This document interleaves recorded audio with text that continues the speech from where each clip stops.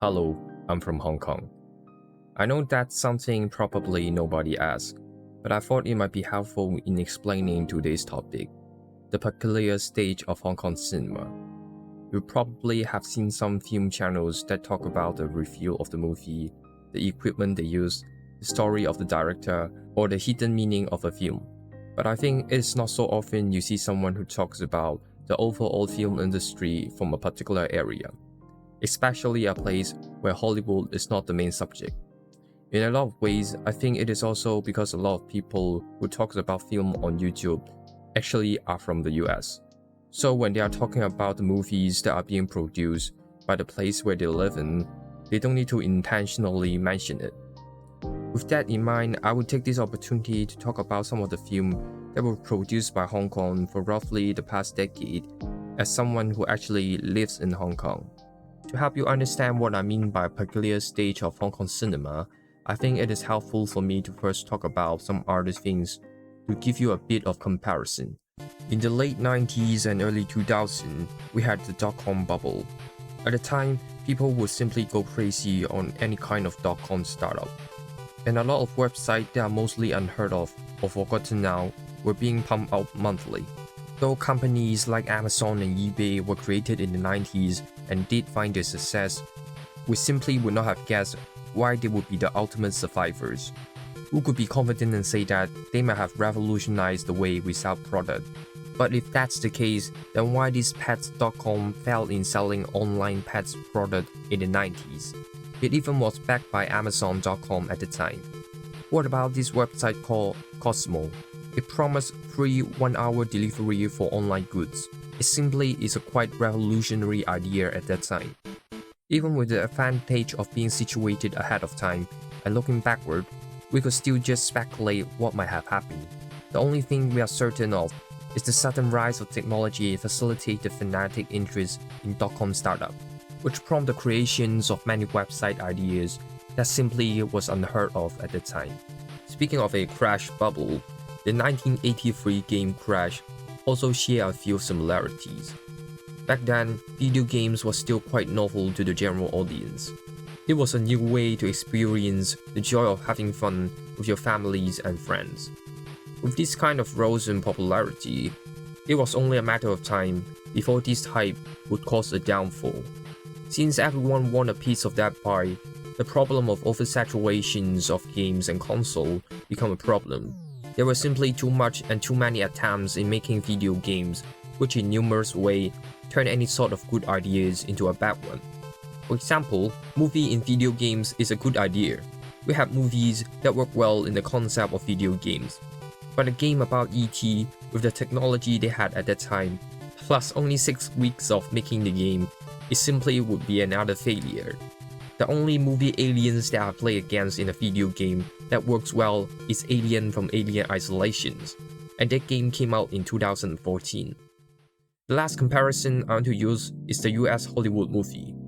In 1948, US Supreme Court tried to destroy the monopoly that was caused by the production called Administration, PCA, an organization that was created by the religious movement at the time to censor violence, alcohol, and sexual image. The stop of monopoly resulted in the studio being forced to sell its theater.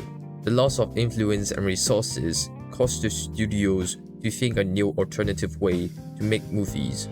This would go on and result in a lot of young talented directors being given a chance to try out their own movies. And this phenomenon would be further facilitated in the 60s. Two things happened at that time: the fully closed down of PCA in 1967, and the motion picture production code, aka Hate Code, being replaced by MPAA film rating system in 1968. The fundamental shift in policy changed the material surrounding of what it means to make a movie, and suddenly, a new sort of genre and topics which previously seems taboo subjects enter the surface of the public eyes. The changes in rules changed the way we shape cinema, and thus a golden age of cinema was born. And how is all this related to Hong Kong cinema as a whole? We could see that all these drastic movements in history are always accompanied by underlying historical factor at that time. There was something new that happened which facilitated the downfall and the rise. The peculiar things about Hong Kong cinema right now is that there's nothing. There's this lack of something, but it is not that this lack of something caused nothing to be able to create, but rather this lack of anything really pushed forward new and niche topic for directors to explore. And to illustrate that, I want to focus on the film that were being produced in the past decade. But before we discuss that, I think it is better to ask you guys the question, what can you think of when we are talking about Hong Kong cinema? Almost all the Hong Kong films are either like wild, crazy comedies, wild, crazy fantasy films that have a very Sam Raimi kind of style, and then like what's become the John Woo, Ringo Lam, action films. This kind of movie is still being produced in Hong Kong, don't get me wrong. The usual crime action movies are still being pumped out, and same for the ridiculous comedy movie that try to make you laugh. And while I was researching for this topic, I heard that the book Planet Hong Kong by David Boswell mentioned old Hong Kong cinema has this sense of rhythm where no matter what genre it is, it will still be able to sense these fast-paced action-like scenes in the final product. And in retrospect, I can definitely sense that. This forced me to be a bit more precise in what I say, a sense of nothingness that helps to propel movie creations. What I meant was, the traditional sense of what Hong Kong cinema looks like seems to coexist with movies that are contrary to this old sense of belief. For example, the first type of film is topic that actually no one cares about, and still in some way retain the feeling of a fast-paced or action-like scenes.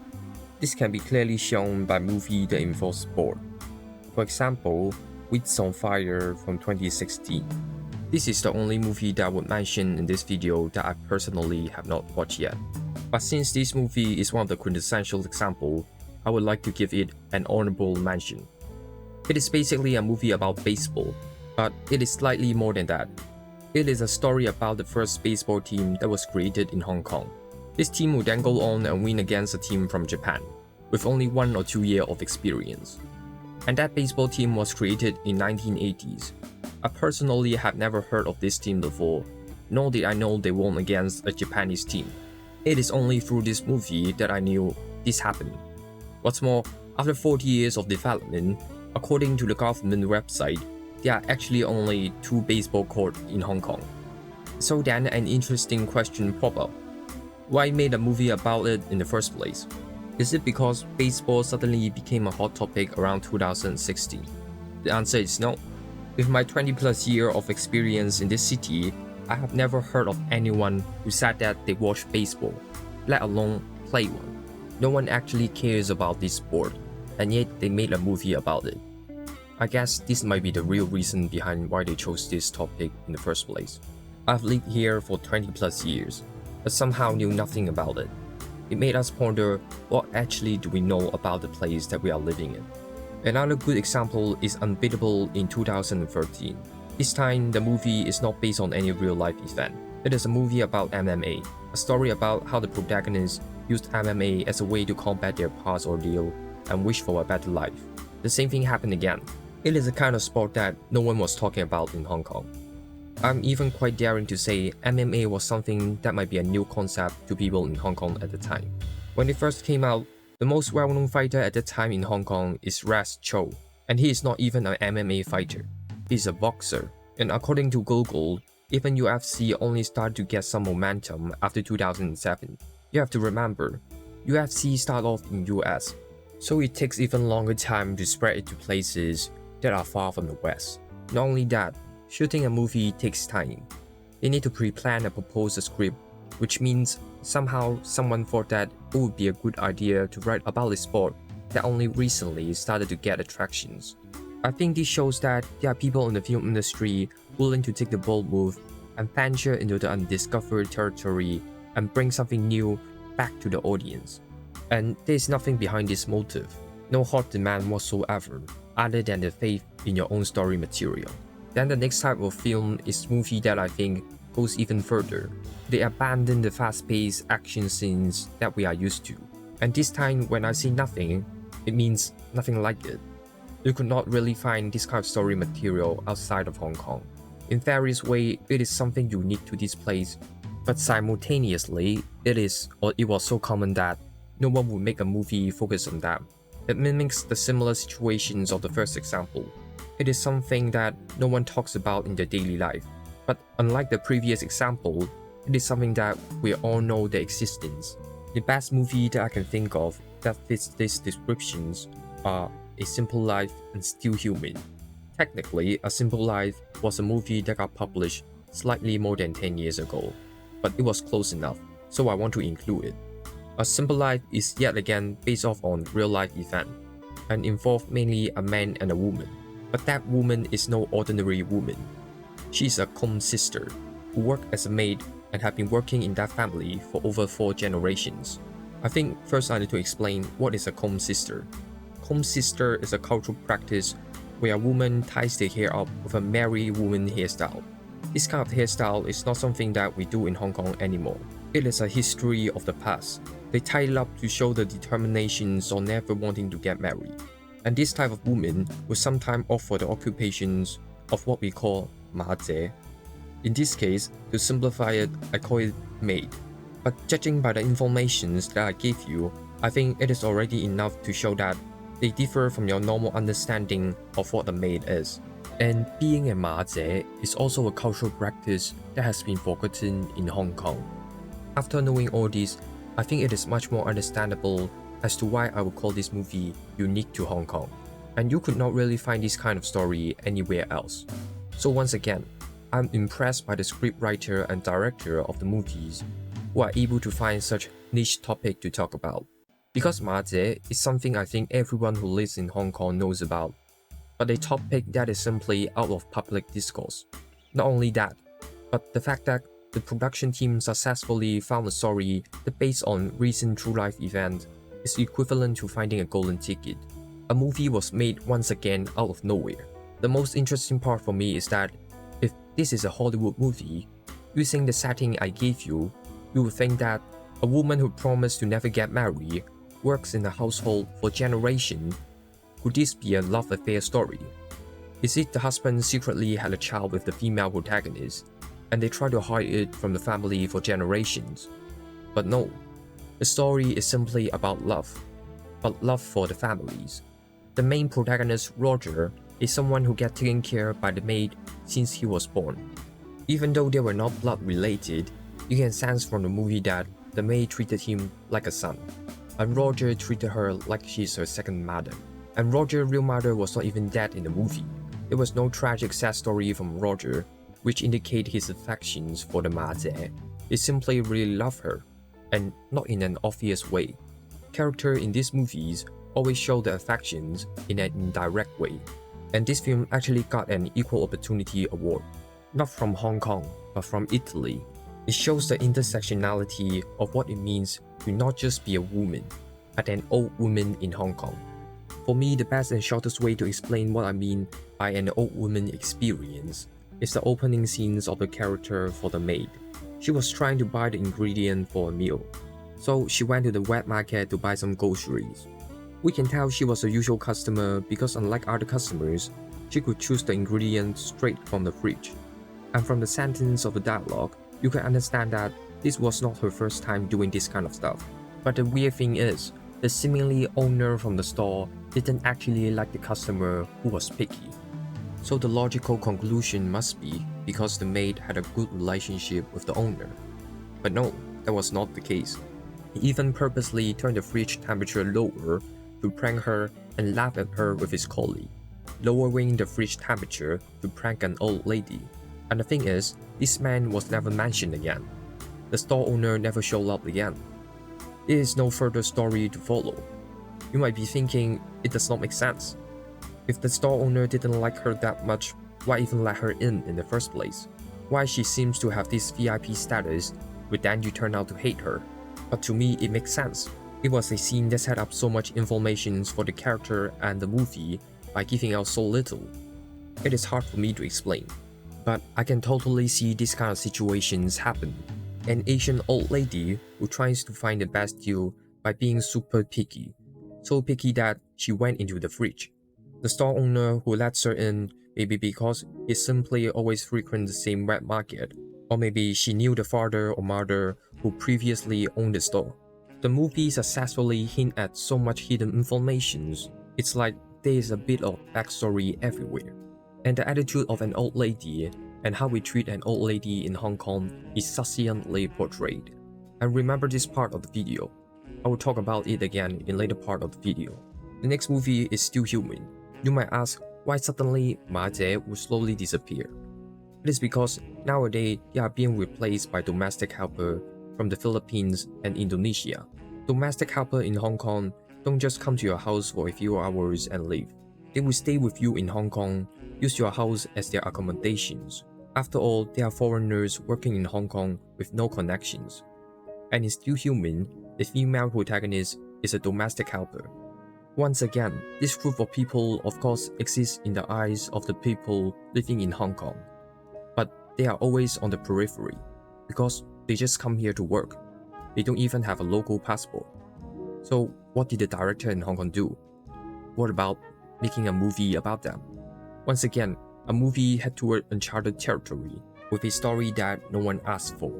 And not just that, what about we have her work in a household of not just any man, but a crippled man with a failed marriage? Again, if this is a Hollywood movie, you might think that it is a love story. A woman from a foreign land and a man with a failed marriage seems like a perfect combination for good love stories. Not to mention, this time it is not even from a real life event. You can go with any directions you want, and don't just take my word for it. This idea was even being confronted by one of the characters in the movie, accusing them of being in love. But here's the weird things. After watching the movie, I think I found myself a new kind of love. It is a kind of love that transcends your normal love relationship. The closest word to describe their relationship is platonic love. It is something that has never been explored before. And out of all the movies that I have mentioned or going to mention, I think you need to watch this the most. Because this movie has the least amount of problem in translating the cultural and language barrier. Sometimes reading the English subtitle and not knowing the language really hinder the experience. But I think this story is quite universal. Because aside from the interesting relationship between the male and female protagonists, you would have never thought that this movie is about dreams and accepting your defect and parts as a human being. I don't want to spoil too much, but isn't it interesting? A movie about domestic helper helping a disabled actually focus on dreams and trauma. This is what I'm talking about. Hong Kong cinema create new ideas and bring out something out of nothing. There are also this word I want to talk about. This word actually a foul language in Cantonese. It kind of mean crazy, and I think it is not a verb. When you're watching Still Human, just keep that in mind. And speaking of foul language, the main male protagonist Anthony Wong actually liked the work from Shakespeare when he was young in the film school. And he realized that Hong Kong movie industry was not into those kind of work. People thought that he was too much of an artsy person, so people actually ignored him. It was only the fact that he would swear which made people think he is one of us. The situation now might have changed, but I guess this small anecdote explains a lot as to why people swear in Hong Kong movies. I have a love and hate relationship with it, because sometimes some dramas and movies somehow use it as some form of punchline. Oh, he suddenly swear, so it is funny.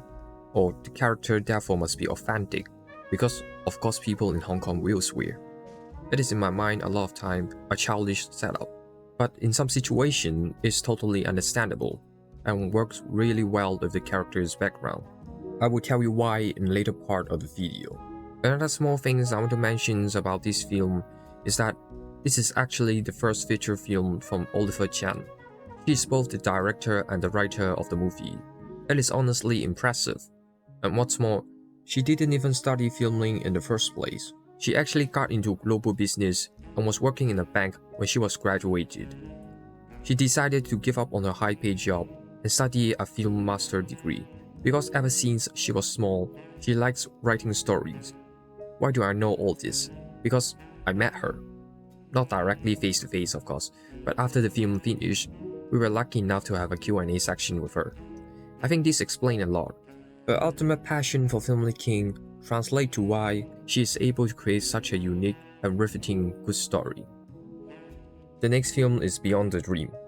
It is a story about love this time. A man with mental illness fell in love with a girl.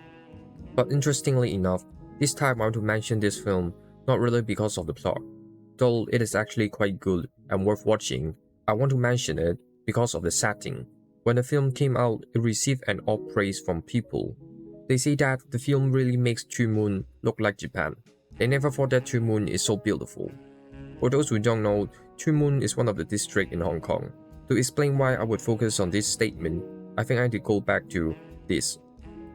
In this clip, Tarantino actually is talking about the movie Chungking Express.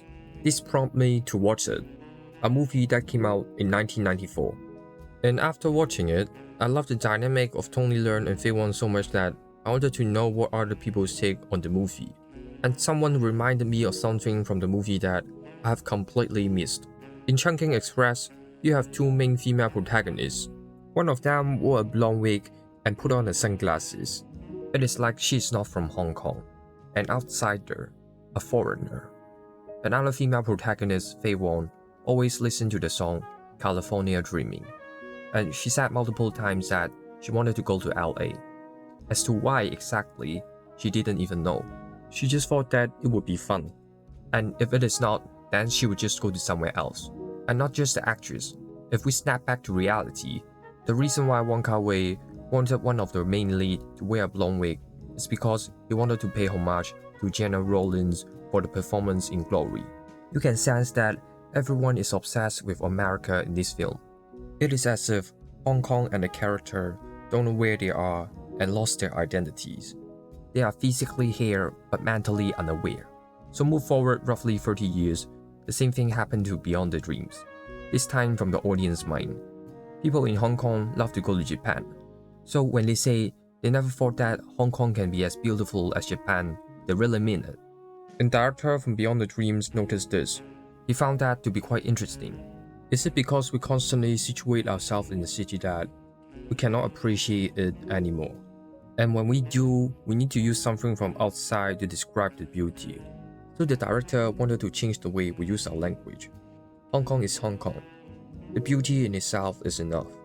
This sense of nothingness, a loss of identity, seems to linger in the unconscious mind of the masses for years. It will be interesting to see how it is impact the future productions.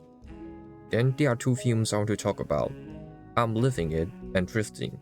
The former came out in 2020 and the latter came out in 2021. And coincidentally, both movies are about homeless people. The first one is called I'm Living It because it mimics the McDonald's slogan, I'm loving it. The purpose for that is because Hong Kong McDonald's opens for 24 hours, so a lot of homeless people would choose to stay the night there. The second one is Drifting. It is yet again another story based on real-life event. The homeless people wanted to get a formal apology from the government in 2012 for throwing away the personal belongings in the name of cleaning the street without notice beforehand.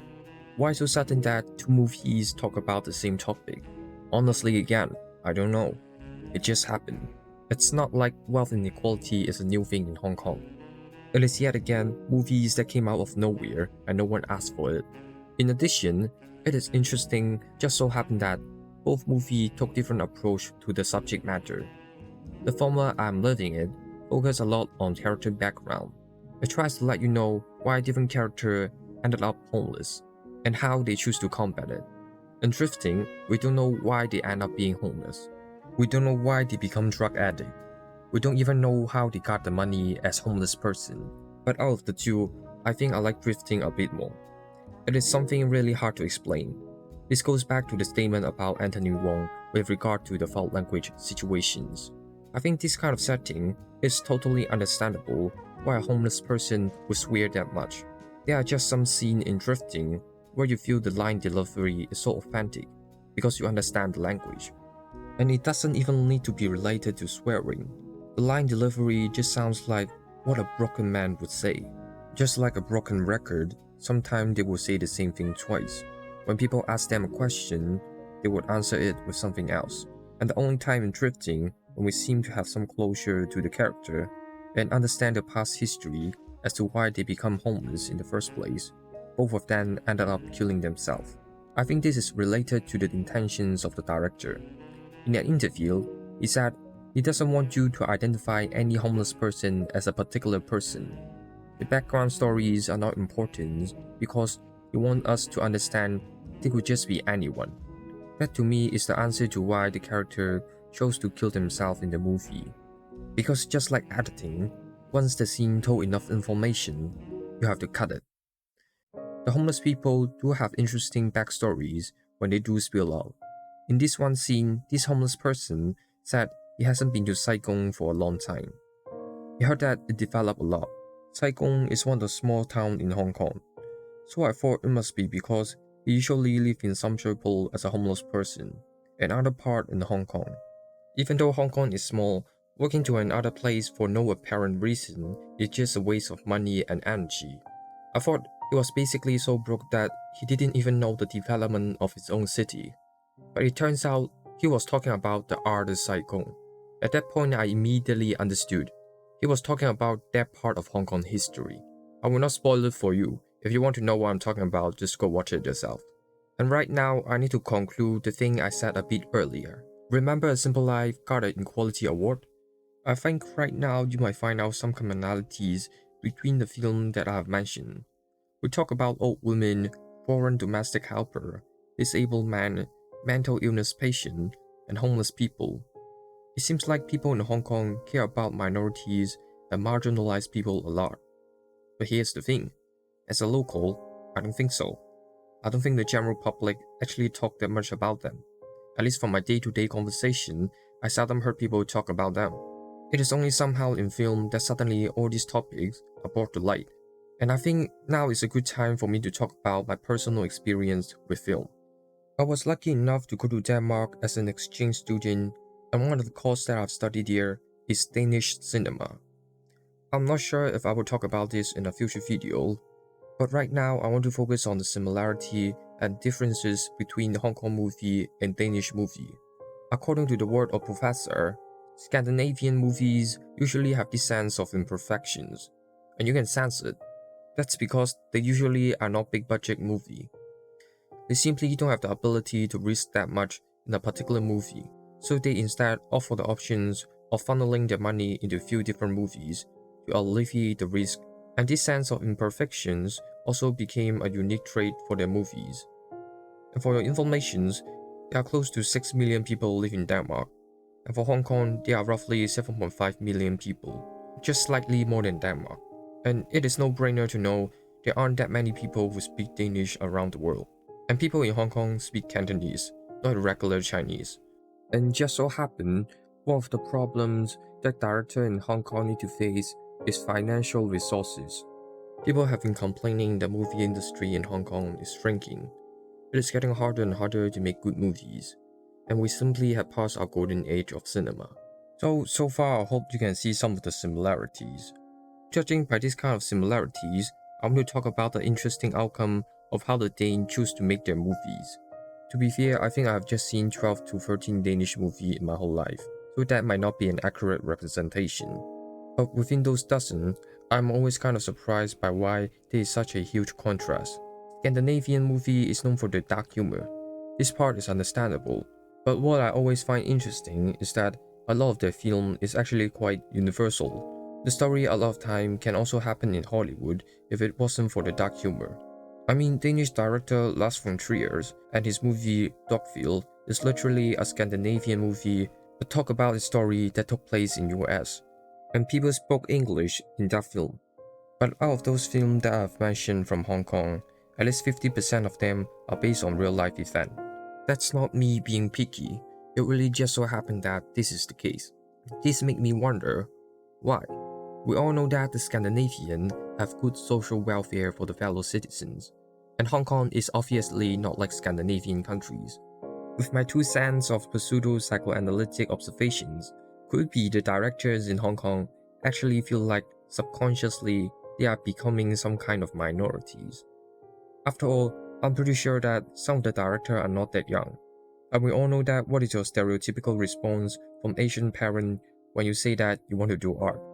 Imagine telling them that 20 years ago and now faced with the dwindling loss of the industry. Maybe that's why we have 2 consecutive years that publish movie about homeless people. And that is not just something that I have imagined out of my mind.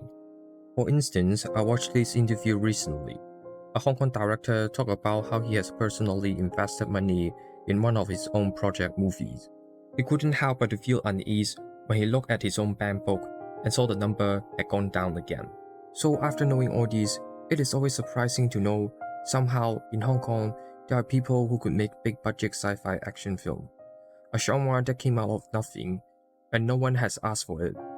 Warriors of Future is a film that cost 57 million to make, and the box office from Hong Kong alone is just 10 million USD, so it definitely needs some extra support like consumer from mainland China. But it is absurd and bold to do such a risky thing. The final product, I would say, be more on the spectacle aspect rather than a story-driven plot. The plot itself is just your average dumb-fun action film. Still, it is impressive.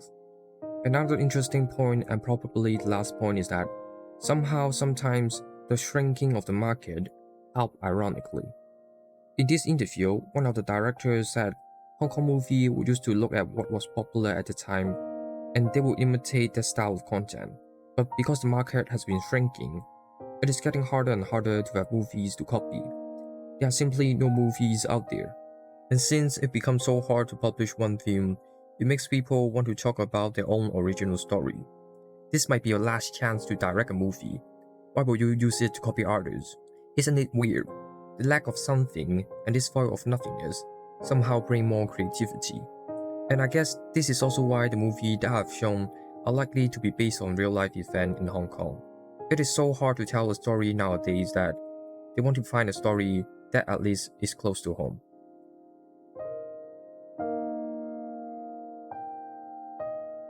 So it's the end of the video again. Remember to like, subscribe, and click the notification bell.